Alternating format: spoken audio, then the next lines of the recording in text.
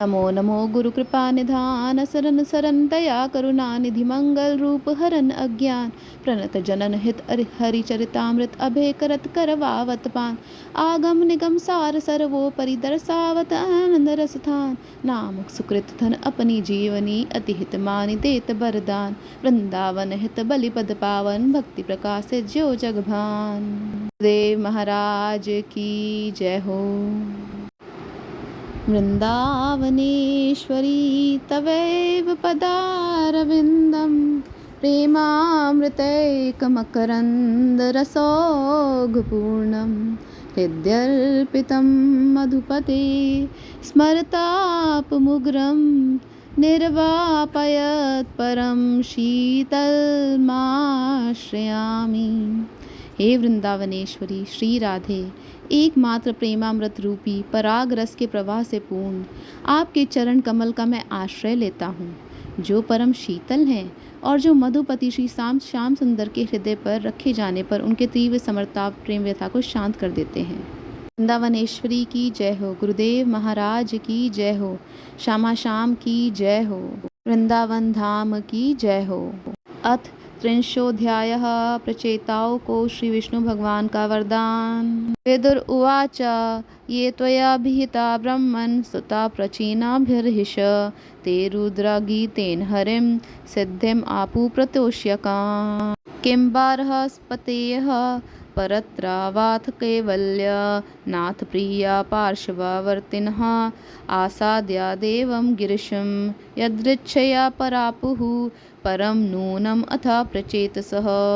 मैत्रेय उवाच प्रचेतसोऽन्तर उदधौ पितुरादेशकारिण जपा यज्ञेन तपसा पुरञ्जनं यतोषयन् दशवर्षान्ते पुरुषस्तु सनातना तेषाम् आविर्भूतकृच्छ्रं शान्तनेन शमयन् रुच सुपर्णास्कन्दम् आरूढो मेरुशृङ्गम् इवामबुध पिता वासा मणिग्रीव कुर्वन्वती मीरादिशः। विदुर जी ने पूछा, ब्राह्मण, आपने राजा प्राचीन बरही के जिन पुत्रों का वर्णन किया था, उन्होंने रुद्रगीत के द्वारा श्री हरि की स्तुति करके क्या सिद्धि प्राप्त की? बृहस्पत्य मोक्षाधिपति श्री नारायण के अत्यंत प्रिय भगवान शंकर का अकस्मात सानिध्य प्राप्त करके प्रचेताओं ने मुक्ति को तो प्राप्त की ही होगी। इससे पहले इस लोक में अथवा परलोक में भी उन्होंने क्या पाया, वह बतलाने की कृपा करें। श्री मैत्रेय जी ने कहा, विदुर जी, पिता के आज्ञाकारी प्रचेताओं ने समुद्र के अंदर खड़े रहकर रुद्रगीत के जप रूपी यज्ञ और तपस्या के द्वारा समस्त शरीरों के उत्पादक भगवान श्री हरि को प्रसन्न कर लिया। तपस्या करते करते 10,000 वर्ष बीत जाने पर पुराण पुरुष श्री नारायण अपनी मनोहर कांति द्वारा उनके तपस्या जनित कलेश को शांत करते हुए सौम्य विग्रह से उनके सामने प्रकट हुए। गरुड़ जी के कंधे पर बैठे हुए श्री भगवान ऐसे जान पड़ते थे मानो सुमेरु के शिखर पर कोई शाम घटा छाई हो। उनके श्री अंग में मनोहर पीताम्बर और कंठ में कौस्तुभ सुशोभित थी। अपनी दिव्य प्रभाव से सब दिशाओं के अंधकार दूर कर रहे थे। काशिष्णुना कनकवर्ण विभूषणेन भरजत्कपोल वदनो विलसत् किरीटः अष्टायुधैर अनुचरैर्मुनिभिः सुरेन्द्रैर आसीवितो गरुड़ किन्नर गीतकीर्तिः पिनायत यत् अष्टभुज मंडला मध्यलक्ष्म्या स्फुरदच्छ्रिया प्रवृत्तो वनामालयध्यः बर्हिष्मतः पुरुषा आह सुतान् प्रपन्नान् पर्जन्यनाद ऋतया सागरिणावलोकः। श्रीभगवान् उवाच वरं वृणीध्वं भद्रं वो यूयं मे नृपनन्दनः सौहद्रेणा पृथग् धर्मास्तुष्टोऽहं सौहृदेन वह योऽनुस्मरति सन्ध्यायां युष्मान् अनुदीनं नरः तस्य भारतृष्वा आत्मा सामयं तथा भूतेषु सौहृदम्। ये तु मां रुद्रगीतेन सायं प्रातः समाहिता सुवन्त्य अहं कामा वरान् दास्ये प्रज्ञां च शोभनां यद्यूयं पितुरादेशम् आग्रहिष्ट मुदान्वितः अथो वा उष्यति कीर्तिर्लोकान् अनुभवष्यति। कविता विश्रुतः पुत्रो नवमो ब्रह्मणो गुणे या एताम् आत्मवीर्येण त्रिलोकीं पुरुष्यति। कंडो प्रमोलचया लब्धा कन्याकमलालोचना तां चाप विधां जगृहुर्भूरुः नृपनन्दनः। शुद्धश्यामाया मुखे राजा सौमपीयूषवर्षिणीं देशिनीं रोदमानाया निददे सा दयान्वितः। चमकीले सुवर्ण में आभूषणों से युक्त उनके कमनीय कपोल और मनोहर मुखमंडल की अपूर्व शोभा हो रही थी। उनके मस्तक पर झिलमिलाता हुआ मुकुट शोभायमान था। प्रभु की 8 भुजाओं में 8 आयुध थे। देवता, मुनि और पार्षदगण सेवा में उपस्थित थे तथा गरुड़ जी किन्नरों की भांति सामय पंखों की ध्वनि से कीर्ति गान कर रहे थे। उनकी 8 लंबी लंबी स्थूल भुजाओं के बीच में लक्ष्मी जी से स्पर्धा करने वाली वनमाला विराजमान थी। आदि पुरुष श्री नारायण ने इस प्रकार पधार कर अपने शरणागत प्रचेताओं की ओर दया दृष्टि से निहारते हुए मेघ के समान गंभीर वाणी में कहा। श्री भगवान ने कहा, राजपुत्रों, तुम्हारा कल्याण हो। तुम सब में परस्पर बड़ा प्रेम है और स्नेहवश तुम एक ही धर्म का पालन कर रहे हो। तुम्हारे इस आदर्श सौहार्द से मैं बड़ा प्रसन्न हूँ। मुझसे वर मांगो। जो पुरुष सायंकाल के समय प्रतिदिन तुम्हारा स्मरण करेगा उसका अपने भाइयों में अपने ही समान प्रेम होगा तथा समस्त जीवों के प्रति मित्रता का भाव हो जाएगा। जो लोग सायंकाल और प्रातःकाल एकाग्रचित्त से रुद्रगीत द्वारा मेरी स्तुति करेंगे उनको मैं अभिष्ट वर और शुद्ध बुद्धि प्रदान करूँगा। तुम लोगों ने बड़ी प्रसन्नता से अपने पिता की आज्ञा शिरोधार्य की है। इससे तुम्हारी कमनीय कीर्ति समस्त लोकों में फैल जाएगी। तुम्हारे एक बड़ा ही विख्यात पुत्र होगा। वह गुणों में किसी भी प्रकार ब्रह्मा जी से कम नहीं होगा तथा अपनी संतान से तीनों लोकों को पूर्ण कर देगा। राजकुमारों, कंडू ऋषि ने तपोनाश के लिए इंद्र की भेजी हुई प्रमलोचा अप्सरा में एक कमल नयनी कन्या उत्पन्न हुई थी। उसे छोड़कर वह स्वर्गलोक को चली गई। तब वृक्षों ने उस कन्या को लेकर पाला पोसा। जब वह भूख से व्याकुल होकर रोने लगी तब औषधियों के राजा चंद्रमा ने दयावश उसके मुंह में अपनी अमृत वर्षिणी तर्जनी उंगली दे दी। प्रजा विसर्गा आदिष्टः पितृमाम अनुवर्तत तत्र कन्यां वरारोहां ताम उद्भवतः माचिरम् अपृथग धर्मशीलानां सर्वेषां वह सुमाध्यामा अपृथक धर्मशीलेम भूयात् पत्न्य अर्पिताशया दिव्यवर्षा सहस्राणां सहस्रम अहतौसजसः भौमान् भोक्षयथा भोगान् वैदिव्यांश्चानुग्रहान् मम अथामय अनपायिन्य भक्तय पकवा गुणाशयः उपयस्थ मद्धामा निर्विद्या निर्याद अतः गृहेशैव आविष्टां चापि पुंसां कुशल कर्मणां मदवार्तायात याम नाम न बन्धाया गृहामतः नव्यवद हृदये यज्ञो ब्रह्ममेतद् ब्रह्मवादिभिः न मुह्यन्ति न शोचन्ति न हृष्यन्ति यतो गतः। मैत्रेय उवाच एवं ब्रुवाणां पुरुषार्थ भाजनं जनार्दनं प्रज्ञाल्यः प्रचेतसः तद्दर्शनाध्वस्ता तमोरजोमला गिराघृणं गद्गदया सुहृतमं चेतसा ऊचु नमो नमः क्लेशा विनाशनाय निरूपितोदारा गुणा हव्ययायः मनोवाच वचो वेगपूरो जवाय सर्वाक्षः मार्गेरगता ध्वने नमः शुद्धाय शान्ताय नमः स्वः निष्ठया मनस्य अपार्थं विलसद् द्वयाय नमो जगत्स्थाना लयोदयेषु गृहत माया गुण विग्रहाय। तुम्हारे पिता आजकल मेरी सेवा भक्ति में लगे हुए हैं। उन्होंने तुम्हें संतान उत्पन्न करने की आज्ञा दी है, अतः तुम शीघ्र ही उस देवोपम सुंदरी कन्या से विवाह कर लो। तुम सब एक ही धर्म पर तत्पर हो और तुम्हारा स्वभाव एक सा ही है, इसलिए तुम्हारे ही समान धर्म और स्वभाव वाली वह सुंदरी कन्या तुम सभी की पत्नी होगी तथा तुम सभी में उसका समान अनुराग होगा। तुम लोग मेरी कृपा से 10 लाख दिव्य वर्षों तक पूर्ण बलवान रहकर अनेकों प्रकार के पार्थिव और दिव्य भोग भोगोगे। अंत में मेरी अविचल भक्ति से हृदय का समस्त वासना रूप मलदग्ध हो जाने पर तुम इस लोक तथा परलोक के नरक तुल्य भोगों से उपरत होकर मेरे परम धाम को जाओगे। जिन लोगों के कर्म भगवद अर्पण बुद्धि से होते हैं और जिनका सारा समय मेरी कथा वार्ताओं में ही बीतता है, वे गृहस्थ आश्रम में रहें तो भी घर उनके बंधन का कारण नहीं होते।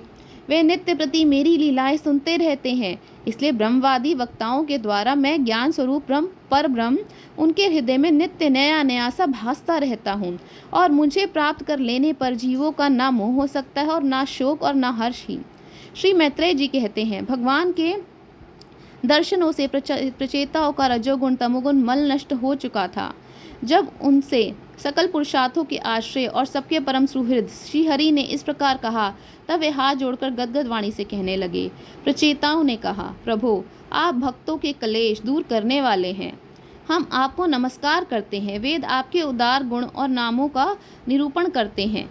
आपका वेग मन और वाणी से वेग से भी बढ़कर है तथा आपका स्वरूप सभी इंद्रियों की गति से परे है। हम आपको बार बार नमस्कार करते हैं। आप अपने स्वरूप में स्थित रहने के कारण नित्य शुद्ध और शांत हैं। मन रूप निमित्त के कारण हमें आप में यह मिथ्या द्वैत भास रहा है। वास्तव में जगत की उत्पत्ति स्थिति और लय के लिए आप माया के गुणों को स्वीकार करके ही ब्रह्मा विष्णु और महादेव रूप धारण करते हैं। नमो विशुद्ध सत्वाय हरिये हरिमेधसे वासुदेवाय कृष्णाय प्रभवे सर्वसात्वताम्। नमः कमलानाभाय नमः कमलामालिने नमः कमले पादाय नमस्ते कमलेक्षण। नमः कमलाकिञ्जल्का पिशन्गामालवाससे सर्वभूतानिवासाय नमो युक्तिस्मिहि साक्षिणे। रूपं भगवता तव एतद् अशेषक्लेशसंक्षयम् आविष्कृतं नः क्लिष्टानां किम् अन्यद् अनुकम्पितम्। एतावत् त्वं हि विभुभिर्भावयं दिनेषु वत्सलः यद् अनुस्मर्यते काले स्वबुद्ध्या भद्रारन्धना। येनोपशान्तिर्भूतानां शुल्कानाम अपीहताम् अन्तर्हितोऽन्तर्हृदये कस्मान्नो वेदनाशिषः।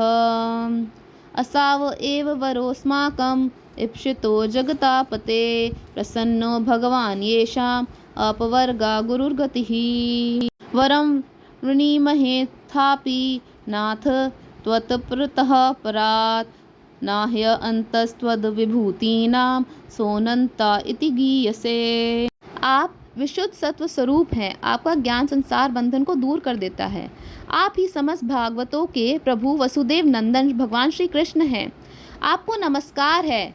आपकी ही नाभि से ब्रह्मांड रूप कमल प्रकट हुआ था। आपके कंठ में कमल कुसुमों की माला सुशोभित है तथा आपके चरण कमल के समान कोमल है। कमल नयन आपको नमस्कार है। आप कमल कुसुम की केसर के समान स्वच्छ पीताम्बर धारण किए हुए हैं। समस्त भूतों के आश्रय स्थान हैं तथा सबके साक्षी हैं। हम आपको नमस्कार करते हैं। भगवान आपका यह स्वरूप संपूर्ण कलेशों की निवृत्ति करने वाला है। हम अविद्या अस्मिता राग द्वेष आदि कलेशों से पीड़ितों के सामने आपने इसे प्रकट किया है। इससे बढ़कर हम पर और क्या कृपा होगी। अमंगलहारी प्रभो, दीनों पर दया करने वाले समर्थ पुरुषों को इतनी ही कृपा करनी चाहिए कि समय समय पर उन दीन जनों को ये हमारे हैं इस प्रकार स्मरण कर लिया करें। इसी से उनके आश्रितों का चित्त शांत हो जाता है। आप तो शूद्र से शूद्र प्राणियों के भी अंतःकरणों में अंतर्यामी रूप से विराजमान रहते हैं। फिर आपके उपासक हम लोग जो जो कामनाएं करते हैं, हमारी उन कामनाओं को आप क्यों ना जान लेंगे। जगदीश्वर, आप मोक्ष का मार्ग दिखाने वाले हैं और स्वयं पुरुषार्थ स्वरूप हैं। आप हम पर प्रसन्न हैं, इससे बढ़कर हमें और क्या चाहिए। बस हमारा अभीष्ट वर तो आपकी प्रसन्नता ही है। तथापि नाथ, हम एक वर आपसे अवश्य मांगते हैं। प्रभु, आप प्रकृति आदि से परे हैं और आपकी विभूतियों का भी कोई अंत नहीं है, इसलिए आप अनंत कहे जाते हैं।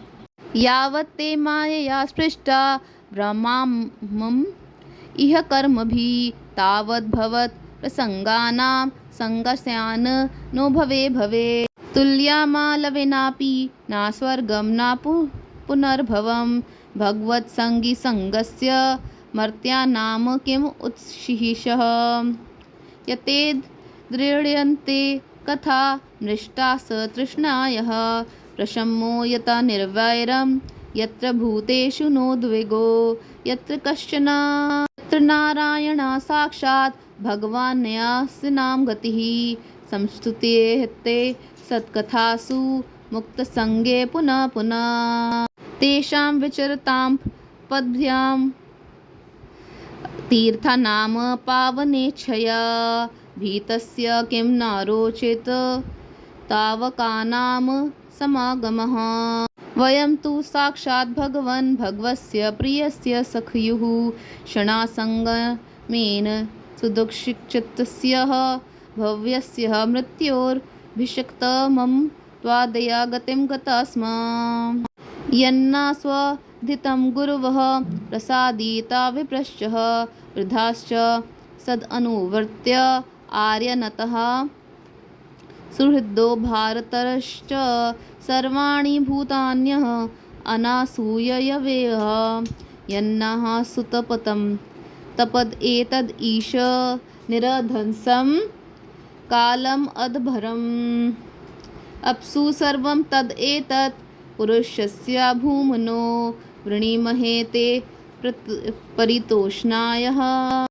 मनु स्वयं भूर्भगवान् भवश्चायेन्यो तपोज्ञान विशुद्धा सत्वः अदृष्टा पारा अपि यन्महिम्नः स्तुवन्तय अथो त्वात्मा समं गृणीमः। यदि भ्रमर को अनायास ही कल्प वृक्ष मिल जाए तो क्या वह किसी दूसरे वृक्ष का सेवन करेगा। तब आपकी चरण शरण में आकर अब हम क्या क्या मांगें। हम आपसे केवल यही मांगते हैं कि जब तक आपकी माया से मोहित होकर हम अपने कर्मानुसार संसार में भ्रमते रहें, तब तक जन्म जन्म में हमें आपके प्रेमी भक्तों का संग प्राप्त होता रहे। हम तो भगवत भक्तों के क्षण भर के संग के सामने स्वर्ग और मोक्ष को भी कुछ नहीं समझते, फिर मानवीय भोगों की तो बात ही क्या है।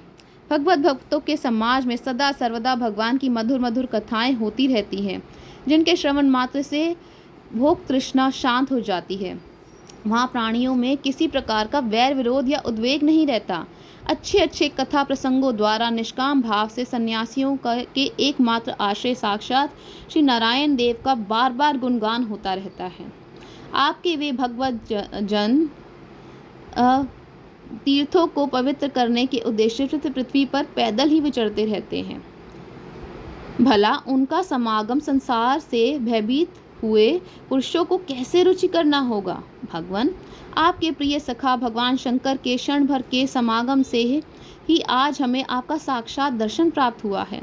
आप जन्म मरण रूप दुसाध्य रोग के श्रेष्ठतम वैद्य हैं, अतः हमने आपका ही आश्रय लिया है। प्रभु, हमने समाहित चित्त से जो कुछ अध्ययन किया है, निरंतर सेवा शुश्रूषा करके गुरु ब्राह्मण और वृद्धजनों को प्रसन्न किया है, तथा दोष बुद्धि त्याग कर श्रेष्ठ पुरुषों सुहृद गण बंधु वर्ग एवं समस्त प्राणियों की वंदना की है, और अनादि को त्याग कर दीर्घ काल तक जल में खड़े रहकर तपस्या की है। वे सब आप सर्वव्यापक पुरुषोत्तम के संतोष का कारण हो, यही वर मांगते हैं। स्वामिन, आपकी महिमा का पार न पाकर भी स्वयं भू मनु, स्वयं ब्रह्मा जी, भगवान शंकर तथा तप और ज्ञान से शुद्ध चित्त हुए अन्य पुरुष निरंतर आपकी स्तुति करते रहते हैं, अतः हम भी अपनी बुद्धि के अनुसार आपका यशोगान करते हैं। नमस्माय शुद्धाय पुरुषाय परया च वासुदेवाय सत्त्वाय तुभ्यं भगवते नमः।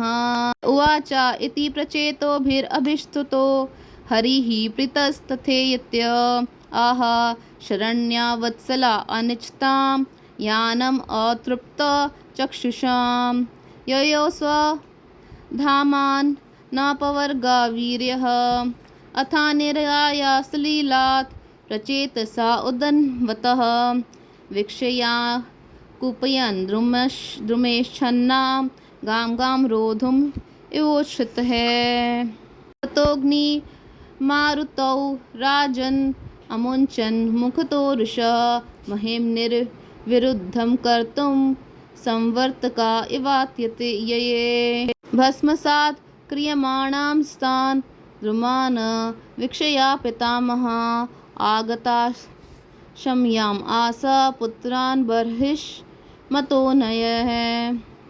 तत्र वसिष्ठ ये वृक्ष भीतदुहितरं तदा उजहरुस्ते प्रचेत्योभ्य उपदष्टः स्वयंभुवः ते च ब्रह्मणा आदेशान् मारिषाम् उपयेमिरे यस्या महद् अवज्ञानात् अजनायो निजः चाक्षुषे तव अन्तरे प्राप्ते प्राक् सर्गे काला विद्रुते यः सस्रजा प्रजः इष्टा सा दक्षदैव चोदितः योजायमानः सर्वेषां तेजस्विनां रुचः स्वयोपादता दक्ष याच कर्मणां दक्षम् अब्रुवन् तं प्रजा सर्गारक्षयाम् अनादिरभिश्चय च युयुजी न्यांश्च स वै सर्व प्रजापतिन्।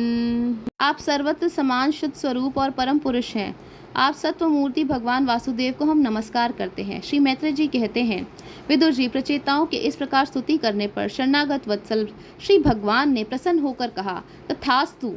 अप्रतिहत प्रभाव श्री हरि की मधुर मूर्ति के दर्शनों से तभी प्रचेताओं के नेत्र तृप्त नहीं हुए थे, इसलिए वे उन्हें जाने देना नहीं चाहते थे, तथापि वे अपने परम धाम को चले गए।